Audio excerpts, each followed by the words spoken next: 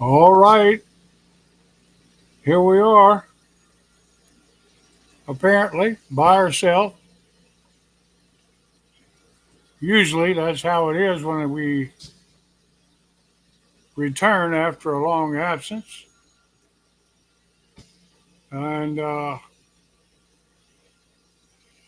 what? Notifications didn't go out. Huh? The notification didn't go out. Yeah, probably because I don't have any. She says the notifications didn't go out, but probably because I've been absent so long, and I guess I need to go back to Restream and reset my information.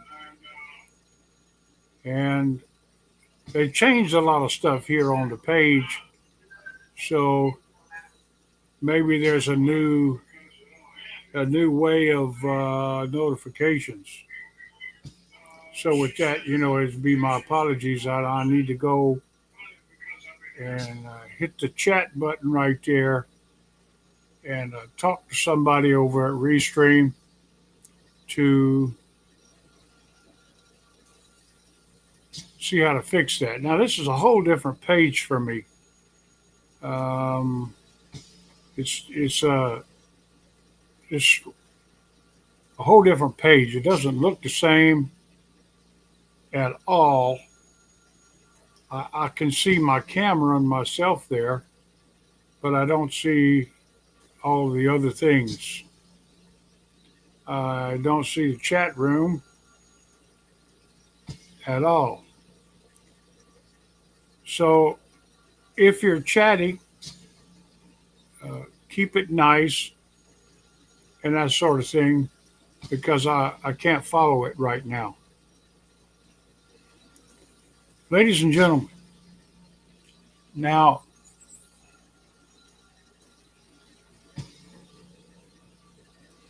I went on the air Saturday night. Was it Saturday night or Friday Yeah, night?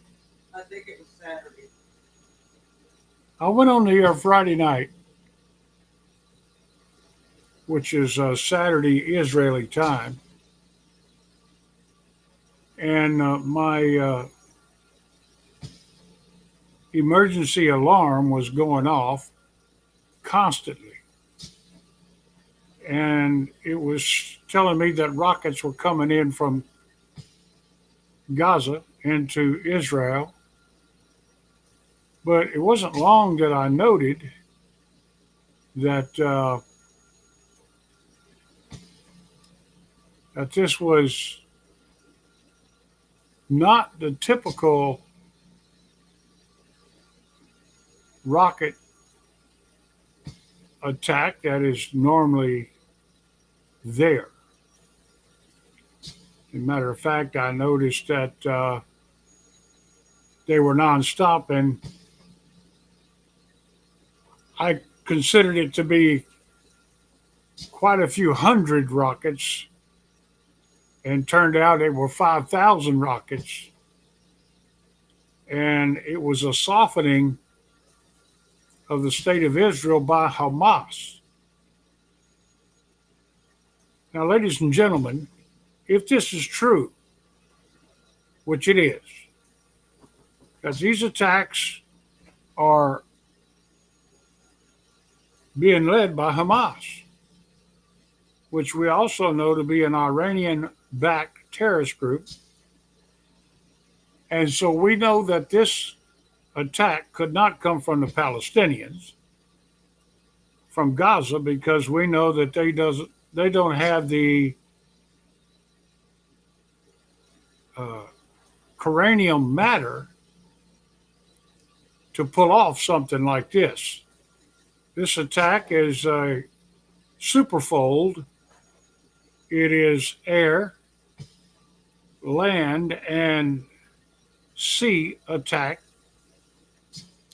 and it's unprecedented. And it's not going to end because I'll tell you because it's too big. And this morning, I got it on right there over there. This morning, I noted that rockets were falling in Jerusalem. Now, ladies and gentlemen, from Lebanon, right? So that tells me that other countries that surround Israel are becoming involved, ladies and gentlemen. And that leads me to consider what I see, right? Get down. Get down. My doggy's up here trying to knock over my computer. Now, immediately I begin to consider the book of Ezekiel 38 and 39 of the Gog and Magog war, but then I was reminded by the Spirit that there's another war that takes place before Gog and Magog, and that is the Psalm 83 war. Now, right now, there's a lot of talk on the internet about the Psalm 83 war, and everybody is putting their 2 cents in, and I guess that's what I'm doing. I'm putting my 2 cents in today, and I'm back. It's my beginning program because actually I came back Friday night, and I want to talk about it. Is this the Psalm 83 war? Is it or is it not? Now, ladies and gentlemen, this is unprecedented. This is terrible. It's horrific, but it is biblical. It's happening biblically according to the Bible, in that they're taking hostages, they're kidnapping Americans and other people, they're taking them down into the tunnels, they're taking them underground, and yeah, I know it turned purple, I don't know. They're taking them underground and they're killing them. Women, children, old people, young people. Israelis are becoming martyrs. Americans are becoming martyrs openly. This is biblical. It's not cute. It's not pretty. It's absolutely nauseating. But it is the way it is, ladies and gentlemen. And with that being said, along with the air, land, and sea attacks, a well laid attack, a four-pronged attack against the state of Israel, surprise attack, for a strike. Now, Israel and Benjamin Netanyahu have decided that they're going to retaliate in the same old way using the soft hand. But, ladies and gentlemen, I just got information that Israel has ordered a complete takeover and siege of Gaza. So Gaza has now been put under the gun as a complete takeout for Israel. They're going to take them out unless somebody bails them out. I always said that. Somebody's going to have to bail them out. Now, who's going to bail them out, ladies and gentlemen? Well, I'll tell you. There's 10 nations that are going to bail them out. One being Iran. Now, ladies and gentlemen, you would say, well, how do you know this, Brother Ed? Well, I'm glad you asked me that, because that's what we're going to do today for a few minutes while I got your ear. Thank you for 5 of you showing up. I love you. I appreciate you. And I don't know why I have a purple screen. But anyway, thank you for coming. Now, I have here hard copy. Okay. Now, we have information that a U.S. carrier group has moved closer to Israel. Here's the thing. Why are they telling us that? Is that some sort of a ploy to scare the Hamas? We don't need them to move closer. We could shoot them from the Atlantic Ocean. Well, the carrier groups are moving closer. Man, they got jets on there that can go almost around the world if they refuel them in the air. I mean, what? I don't know why we're moving closer. That information is bad information. U.S. moves ships and fighter jets closer to Israel. That's uh, okay, whatever. All right. So Psalm 83 starts off this way. O God, do not keep silent. Do not hold thy peace or be still. Okay, so here is a word that's given to the Lord, right? By Asaph. And don't be silent.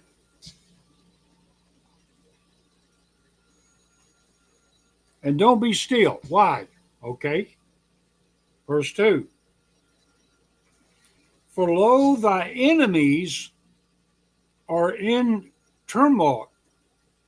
Those who hate thee have raised their heads. Okay. Look out. Lord, look out. Don't be silent. But you better look out because the enemies of Israel are raising their heads. Something's going on. They're peeping up over the bushes now and they're looking. And what do they see? Here's what they see. They see Israel laid back because nothing's happened in months. That's Brother Ed chapter 1, verse 5. All right. Verse 3 says, talking about the enemy, says, they lay crafty plans against thy people. Crafty plans. They lay crafty plans against thy people. What does that say? Well, that tells us right off the bat that that's not Palestinians. Because they can't lay crafty plans. All they can do is get helium and blow up balloons and set stuff on fire and send them over there and try to burn Israel down with balloons or rolling tractor tires in there. I mean, that's the best they can do. They got nothing. So what's up with this all of a sudden? 5,000 rockets in one day, and then the continuing bombardment goes on. And this doesn't have anything to say about the United States and our chaos in the House of Representatives because we don't have a Speaker of the House. And the squad, quote unquote, calling for Israel to stop their retaliation against Hamas. Those people are to be arrested. I got to stop that. So this doesn't count the flag burning and the rioting in America that's already started because of this. Remember, it was Hamas that took down the Twin Towers. Don't forget that. Okay? And I can't recall any of the 10 people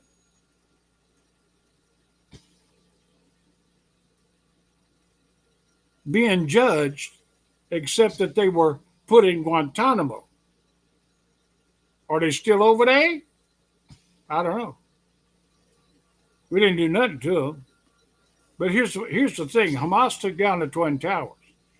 So if it's happening over in Israel at this level, anybody who talks against Israel at this point in the United States becomes a national security threat because of Hamas. So if they are praising Hamas,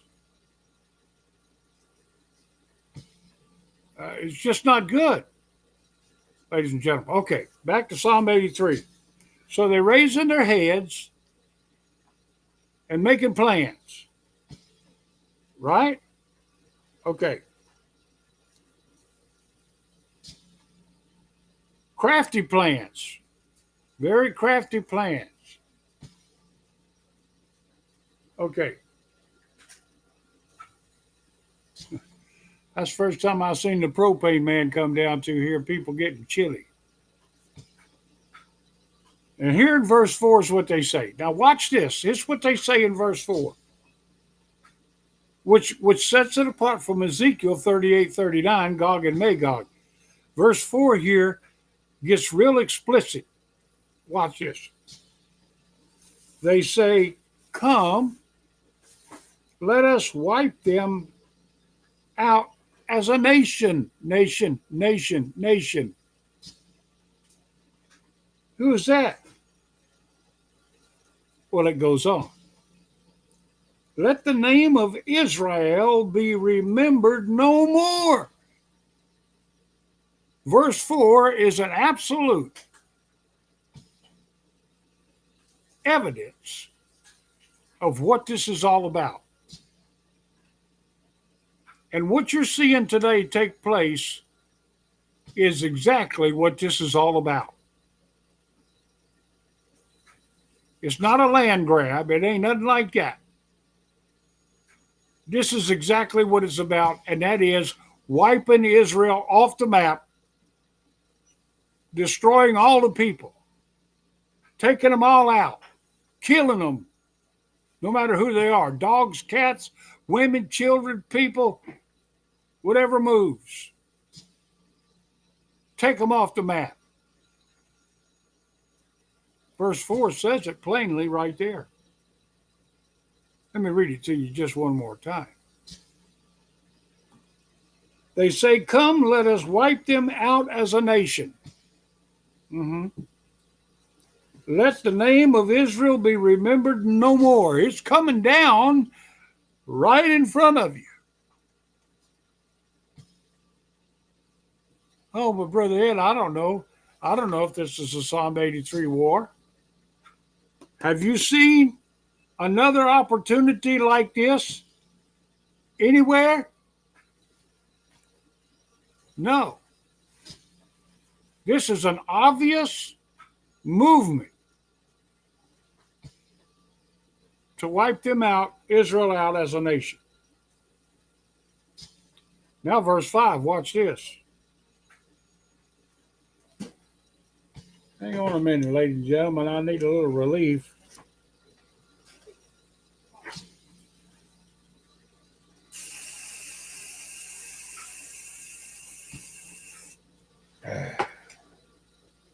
Whew.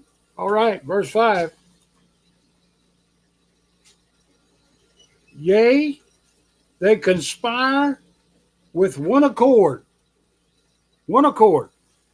It's not a bunch of people attacking in all different ways like they want to. No.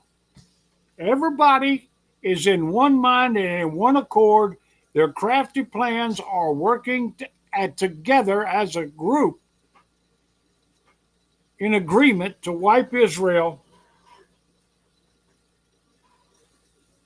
off the face of the earth.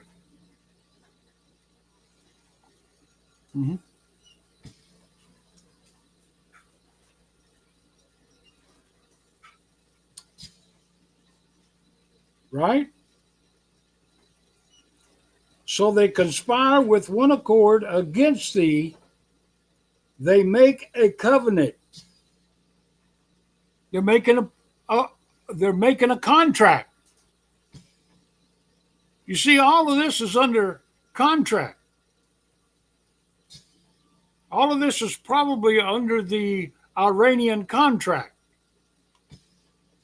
We'll give you these weapons and rockets if you do this and do that. When we say, if you join our coalition, if you decide you want to play and you want to do what we say, we'll give you what you need to get the job done. We'll even tell you how to do it, where to do it, when to do it. We'll take care of you. We'll be there for you when Israel attacks. Yeah, right. Next, I wonder what's going to happen to Damascus. Are they going to get stupid and throw a big bomb into Israel? Is it going to be one of the final blows that brings Damascus into a ruinous heap? Are they going to, is Damascus going to be used as an example? As an example to what Israel can do. Oh, well, we'll just take out Damascus and we'll shock the world and show them what we can do. It could happen any day now. I got another one for you. What if Hamas happens to blow up the Dome of the Rock in their retaliation of rockets coming into uncontrolled into Israel? What happens? They're bombing Jerusalem right now. What happens if one of their rockets goes astray and takes out the Dome of the Rock? Are they going to say Israel did it? Is this going to be the one? I know it's a lot of questions from a brother Ed. Let's stick to what we know. Verse 6. Now we're going to see the coalition of forces, the forces that surround Israel. Now, this is what makes it different. This is what makes it different. In that it's the coalition of forces as of today that's began their attack against Israel. No other time have we seen this. Well, this isn't Psalm 83. Okay. Well, we need to consider, well, this hasn't happened and that hadn't happened. It ain't over, ladies and gentlemen. So you can't condemn it right now, say it's not Psalm 83 because something hasn't happened. There's plenty of time for stuff to happen.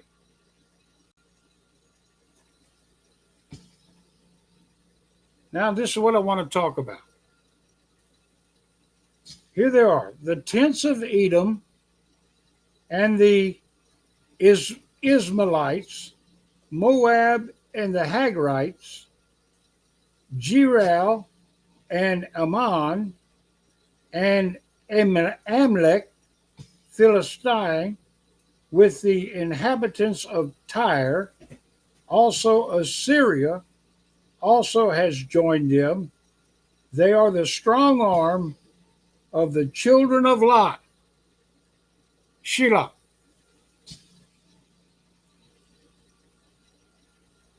Okay. Now let's take a look and see who these people are in 2023. Now, let's just see. First off, the tabernacles, the tents of Edom, represents the Palestinians, which, they're not real relevant in all of this anyway because of who they are and what they can do. They can't do anything by themselves, ladies and gentlemen. The next one is the Ishmaelites or the Arabs. Now, the Arabs are certainly already involved in Hamas, and we know that's true from past conflicts, right?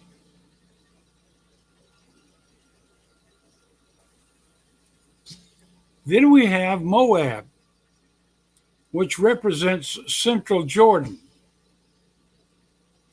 And by the way, yesterday, central Jordan had already joined the fight as they began to fire a few rockets into Israel from Jordan. So we know that Jordan is also in the mix. And then there's the Hagarenes, which is a subset of the Ishmaelites, or another part of Jordan, probably border troops. Then there's Jabal, which represents Lebanon. Now we know that Lebanon joined the fight this morning, actually last night, by firing rockets into Israel, letting everybody know that they're in the mix, right? Then there's Amman, which is northern Jordan. Northern Jordan, which we already know that it is northern Jordan that fired rockets into southern Israel. Then there's Amalek, which is southern Jordan, and we know this morning that the southern part of Jordan joined the mix. Then there's the Philistines, the Philistines. And the Philistines are the people of Gaza. Once again, without help, they're not much more than killer clowns. They're not, it is what it is, ladies and gentlemen. I call it like I see it.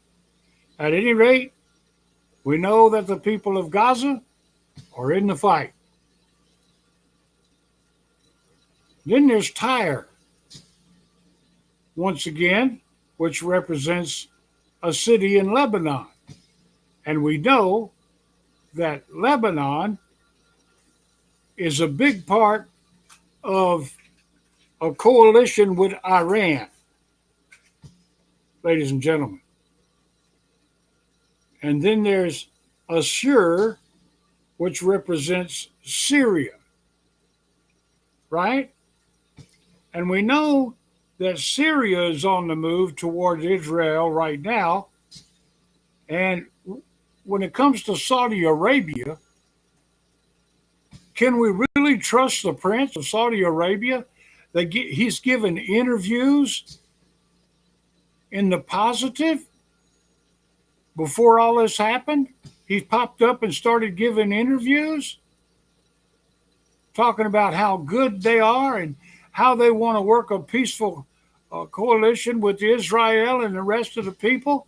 And they're all nice and everything. And they want peace. Yeah, So how do we know when Saudi Arabia is lying, everybody?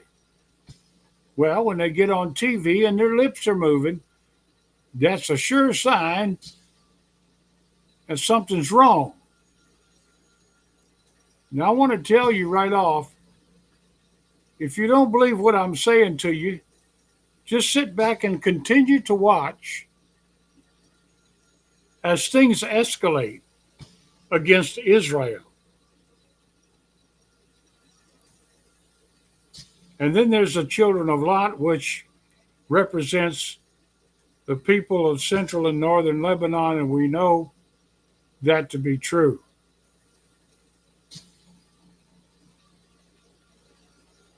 Now, Jordan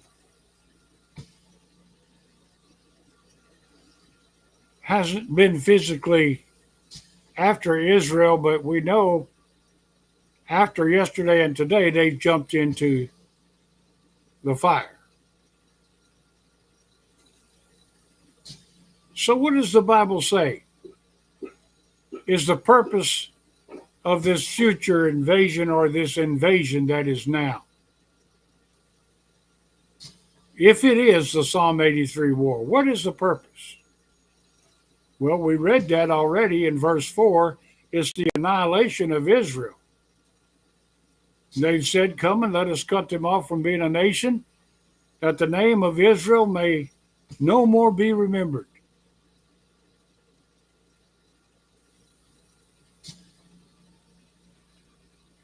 So the events that happened before, they didn't appear to be a joint operation, right?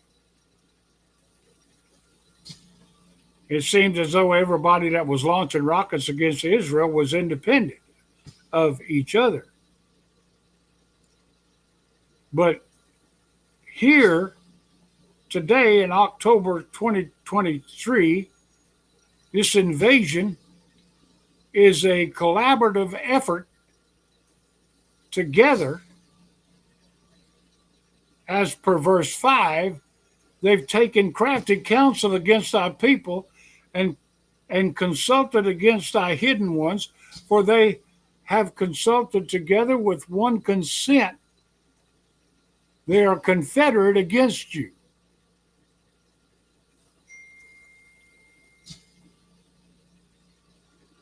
So the results of the invasion are going to be devastating to the invaders. God's going to come down. And the Bible explains that all of the invading nations are stubble in the wind, as the fire burns wood and the flame sets mountains on fire. Verses 13 and 14, which we'll get to tomorrow.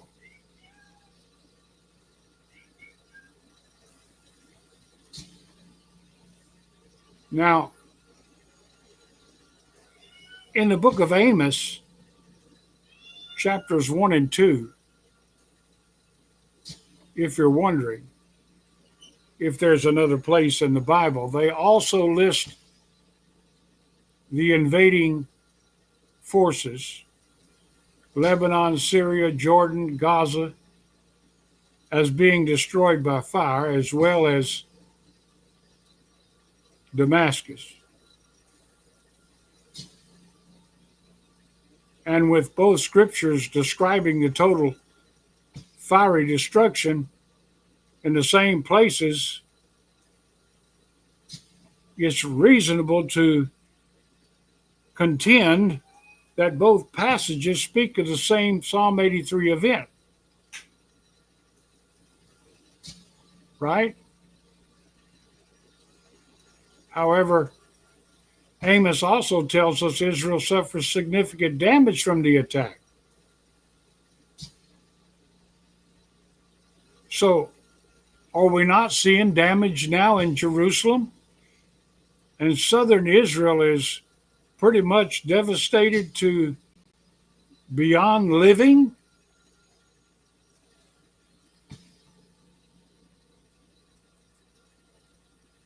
Ladies and gentlemen,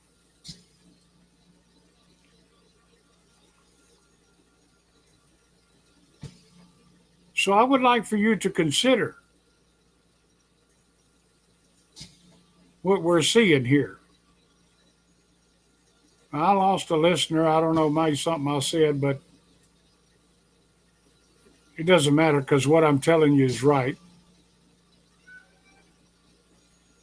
So in the days to come, we'll see what's next. Well, they don't believe it's a Psalm 83 war. Okay, well, a lot of people don't believe in the rapture either, but it's coming. A lot of people don't believe in Jesus either, but they will while they're begging at his feet for mercy, which they won't get because he'll say he's already did that. But you didn't want it. Are you going to be one of those people? Do you know that this month could be the month? And I'm not picking dates. I'm just telling you that the rapture is at hand. And you need to wake up and smell the coffee, ladies and gentlemen. And if you're saved, you need to be telling people about the love of Jesus and that he came to bestow his love upon the world and not condemnation. Jesus said, "For I have not come to condemn the world, for the world without me is condemned already. But he came to bring love. You see, ladies and gentlemen, our life is not ended here on this earth as we know it. But our life begins again in heaven as we reign with Jesus for 1,000 years and then forever and ever.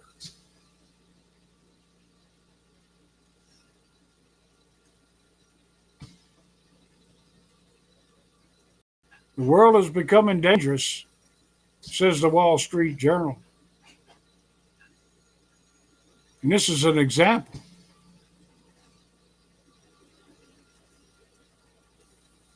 I don't know what else God has to do to tell you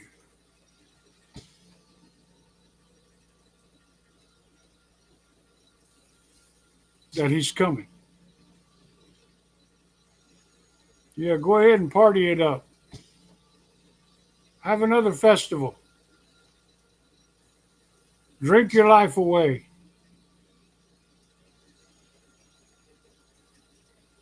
You're going to find out. At the end of the day, you're going to find out that Jesus is the answer. Accept him or reject him, it's up to you. But if this isn't the Psalm 83 war, this is a great example of what's to come. And if we don't speak up about it, we're not doing anything, because as a watchman on the wall, the Bible tells us that if we see danger coming, we're supposed to say something. One of the problems I had when I was in the Navy was when I could go catch a watchman that was out smoking weed on the deck or sleeping. Well, it's peacetime, man. Ain't nobody coming down to take us. Yeah, okay. Well, the day will come when you'll find out that that's not true, ladies and gentlemen. Nobody wants to take it serious. But I'm a watchman on the wall. And I've been sick, but God's lifted me up from my sickness, and I got news for you. I'm not shutting up yet. You need to receive Jesus Christ ASAP. Receive him as your personal Lord and Savior. Do it now, do it today, and tell others. I got 4 people, okay. So let's 4 go win some more.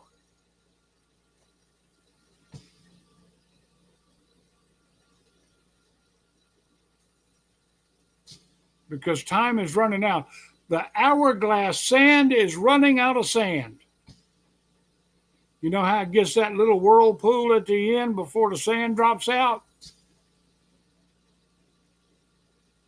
That's where we at. We at that little whirlpool. And the sand is fixing to drop out.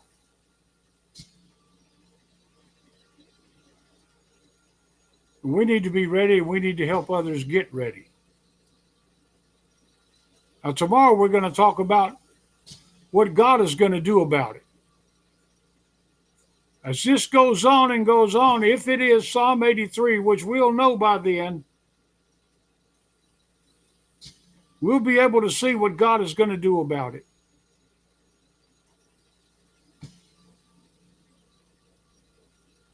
Ladies and gentlemen, along with any new headlines that we get from Israel. And I am in touch with Israel and their news department. And I can pick up news live. Fox is good, but I can get it live from Israel, from Jerusalem.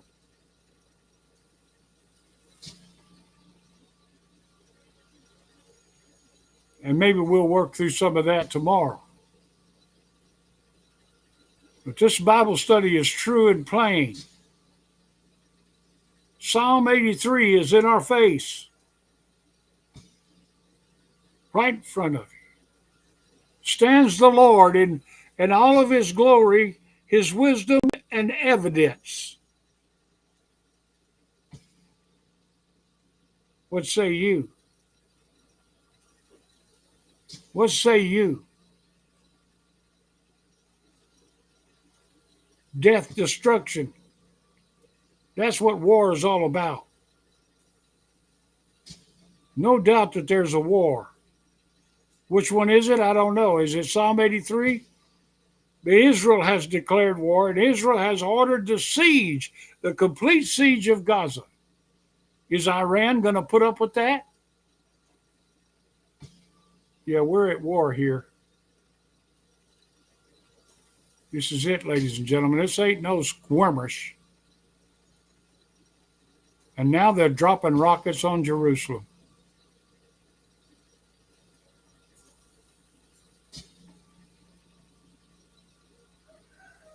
Everything is on the table. We're going to go through it together here at Endtimes4565. I told you I would stay at it at my last breath, and I will. Stay tuned and be with me tomorrow at 10 a.m. Central. We'll have us another discussion about Psalm 83.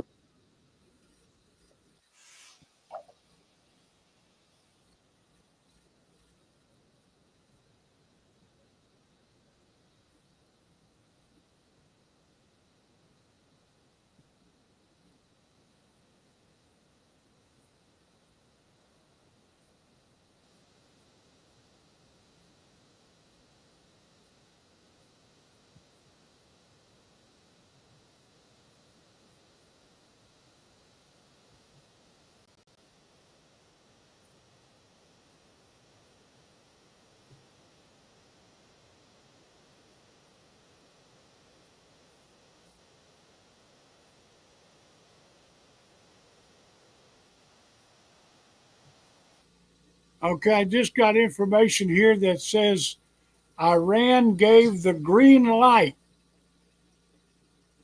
for the Hamas attacks.